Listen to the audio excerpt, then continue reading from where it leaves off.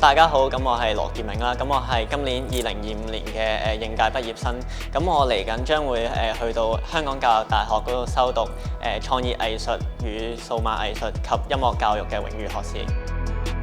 由細到大其實都好中意唔同音樂啦，例如除咗以前好中意古典音樂啦，咁其實去到近排就都中意流行音樂或者一啲民族音樂，例如啲中國音樂啊。最近好中意聽啲琵琶協奏曲啦。咁我自己響DSE 入面都寫咗一首係類似中國音樂新疆風格嘅一首歌嘅。咁然之後我自己個人都幾滿意嘅。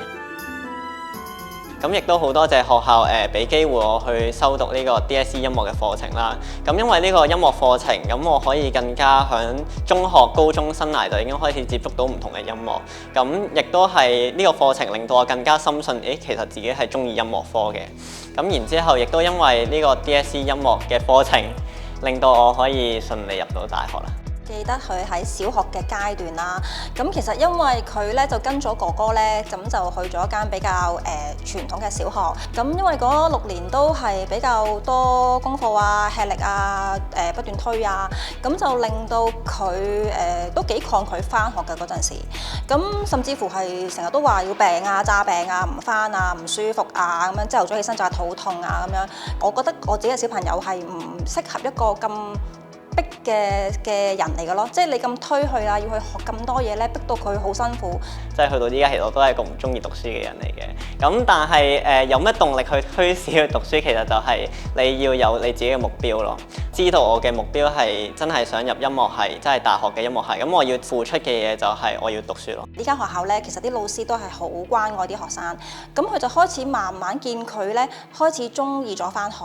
咁亦都係見佢開始會溫書啊，會睇下書啊，聽佢講多咗英文。佢嗰陣時其實係唔講嘅，小學嗰陣時。學校嘅老師都好重要啦，即係例如Miss Yuen啦，咁佢都係一直音樂以嚟，佢都係幫助我好多嘅一個老師啦。例如就係平時我朝頭早成日好早返，其實都係佢幫我開門嘅。咁同埋英文科嘅 Miss Jane，咁其實佢真係令到我嘅英文係有好大嘅改變咯。居然可以由一個唔合格嘅變咗一個合格嘅學生，咁我其實都真係好多謝Miss Jane 嘅。由去到最大轉變嗰陣時，就應該係中4啦。咁佢就好似直頭係當咗學校佢屋企咁樣啊，第二個屋企啊，因為佢係好長時間就留喺學校。中學生活其實都好開心啦，尤其是係中5做社長嗰一年，尤其是我係男社社長，咁我就要舉辦好多活動啦，例如啦啦隊訓練啦、歌唱比賽啦，同埋有好多小型嘅活動咁樣。咁最開心嘅，除咗係去舉辦呢啲活動，其實係可以同一班志同道合嘅朋友。其實呢啲回憶對於我嚟講係好開心嘅，因為我知道喺呢個中學生涯係幾咁青春。咁 DSE 嗰段時間其實就都係同翻以前做社嘅朋友一齊溫書啦。咁就每一日，就算去到 study leave 嗰陣時，其實都 keep 住翻嚟溫書嘅。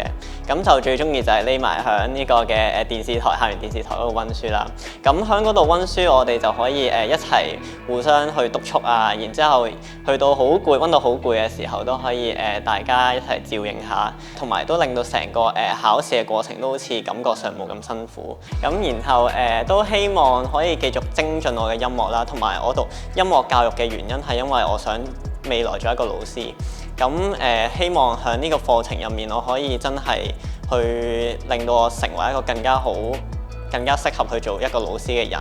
咁亦都希望我未來真係做到老師嘅話，我教出嚟嘅學生都會同我一樣，可以有一個正能量啦。